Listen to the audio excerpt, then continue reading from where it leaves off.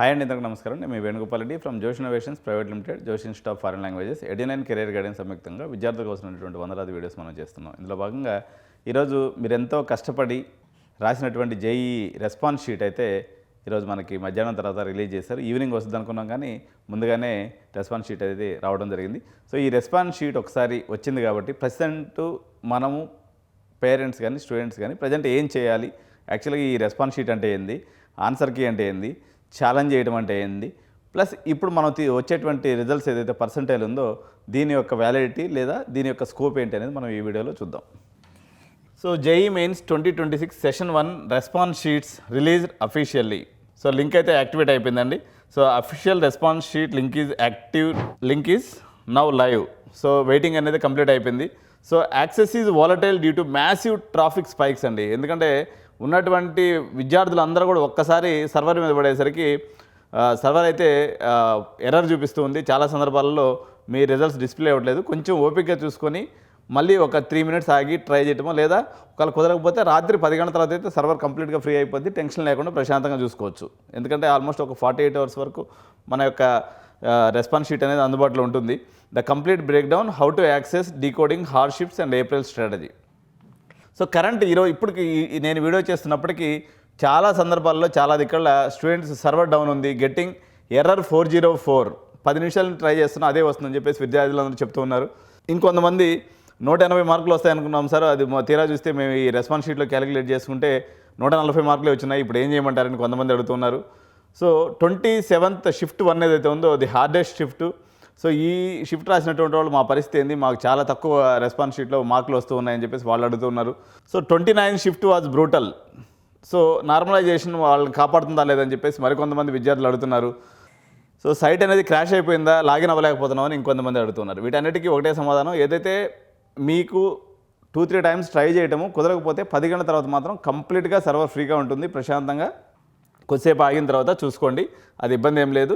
So server ఎటువంటి crash అవ్వలేదు, ఇది ట్రాఫిక్ వల్ల కొంచెం డౌన్ అవుతుంది అంతే. So lakhs of students attempting simultaneous login, అంటే వాళ్ళకి లాగిన్ కాకపోయేసరికి మరింత ఉధృతంగా 2-3 సిస్టమ్స్ నుంచి లాగిన్ చేస్తున్నారు అనమాట. అందువల్ల ఈ సర్వర్ ఫెయిల్యూర్ అనేది జరుగుతుంది. So error 404 or service unavailable అనేటువంటి స్టేటస్ చాలా స్క్రీన్స్ మీద కనిపిస్తుంది. మీరు వరీ కావాల్సిన అవసరం లేదు, కొద్దిసేపటికి అది నార్మల్ అయిపోద్ది. సో హార్డ్ షిఫ్ట్ వచ్చేసి జనవరి 27th అండ్ 29 షిఫ్ట్ని మనం హార్డ్ షిఫ్ట్గా చెప్తున్నారు. 29th morning and 27th evening.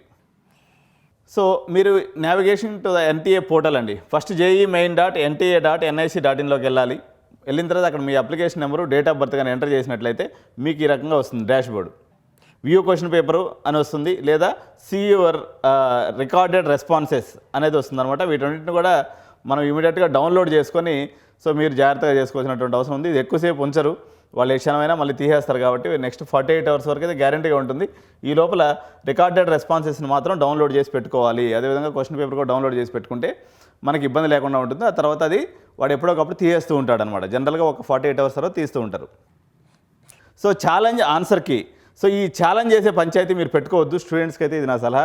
200 రూపాయలు లాస్తో పాటు అనవసరమైనటువంటి మెంటల్ ఎగోని మీరు అది చేసేది ఏదైనా సరే మీ కన్సర్న్ ఫ్యాకల్టీ, ఫిజిక్స్లో మీకు ఛాలెంజ్ చేయాలనుకుంటే క్వశ్చన్ ఆ ఫిజిక్స్ ఫ్యాకల్టీ కన్సర్న్ తీసుకొని వాళ్ళ ద్వారా చేయటం బెటర్ తప్ప అది జనరల్గా ప్రతి కాలేజ్ ఇప్పుడు ఏదైతే నారాయణ, శ్రీచైతన్య, అల్లెన్, బన్సల్ ఏదైతే కాలేజీలో ఎక్స్పర్ట్ ఫ్యాకల్టీ ఉన్నారో వాళ్ళు ఈ ఛాలెంజ్ చేసే పనిని పెట్టుకుంటారు. స్టూడెంట్గా ఇది మీకు తలక మోసిన భారం. You just be focus on your intermediate exams ఉన్నాయి, మళ్ళీ సెషన్ 2 ఉంది కాబట్టి దాని మీద దృష్టి పెట్టండి తప్ప ఈ ఛాలెంజ్ చేసే పంచాయతీలోకి మీరు వెళ్ళొద్దని చెప్పేసి నా స్టూడెంట్స్కి నా యొక్క ఇదనమాట.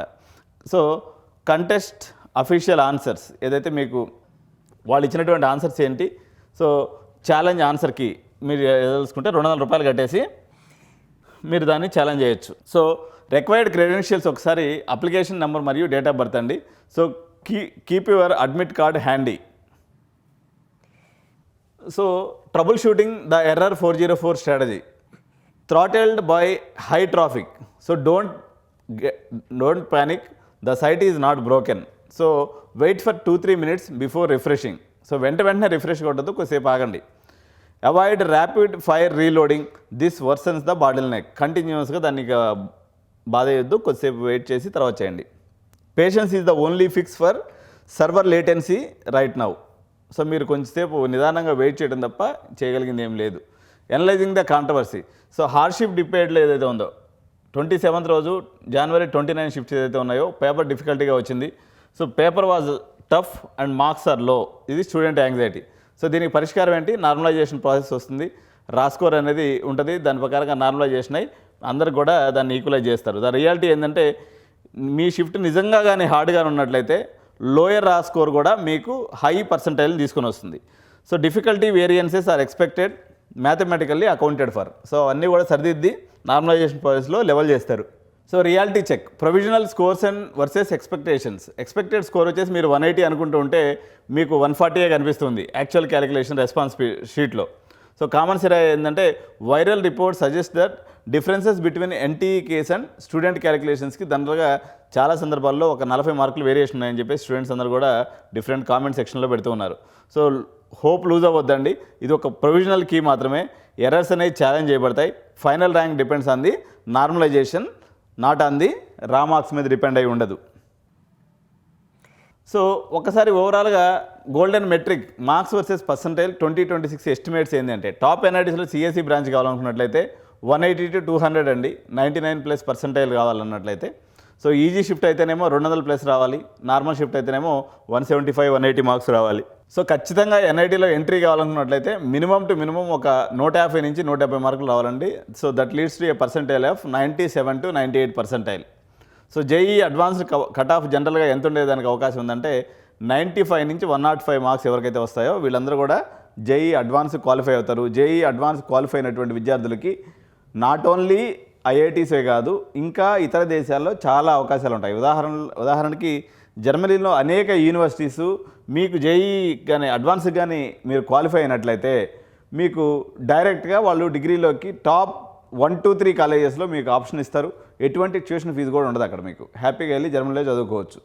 సో మీకు 10,000 లోపు కానీ ర్యాంక్ కానీ వచ్చినట్లయితే నేషనల్ యూనివర్సిటీ ఆఫ్ సింగపూర్ కానీ నాన్యాంగ్ టెక్నికల్ యూనివర్సిటీ సింగపూర్ వాళ్ళు కూడా మీకు ఖర్చు లేకుండా అంటే అక్కడ లోన్ శాంక్షన్ చేస్తారు. సో ఆ లోన్ మీకు జాబ్ వచ్చిన తర్వాత కట్టుకోవచ్చు.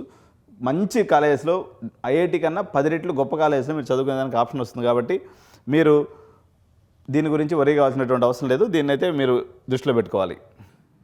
So these are the estimates based on the current session 1 trend analysis and high competition లెవెల్స్ని బట్టి ఇది ఇలా ఉంది. ఛాలెంజ్ మెకానిజం ఏంటంటే first step 1 identify error. So 200 రూపాయలు ఫీజు పే చేసుకోవాలి. సో ఈ స్టెప్ 3లో ఇది నాన్ రిఫండబుల్ అనమాట. కానీ don't challenge based on the hunch, proceed only with concrete proof or definite solution. Straight away solution వచ్చేసి ఏదైనా ఫ్యాకల్టీ ద్వారా చేయండి. సొంతగా దీంట్లో అనవసరంగా డబ్బులు పెట్టద్దు. So strategic verification, avoid the fee trap. Many students waste money challenging questions without validation. మీకు ఏదో డౌట్ వచ్చేసింది, మీకు ఏదో మనసుకు నచ్చినట్టుగా ఊరినే ఛాలెంజ్ చేస్తే అనవసరంగా 200 కడుతూనే ఉంటారు కొంతమంది. మీకు డౌట్ రావడం వేరే, అది వాస్తవంగా ఎర్రర్ అయి ఉండటం వేరే. ఈ రెండు వేరు విషయాలు. So verify solution against standard text బుక్లో చూసి మీరు అది కరెక్ట్గా లేదు చూసుకోండి. Consult expert analysis.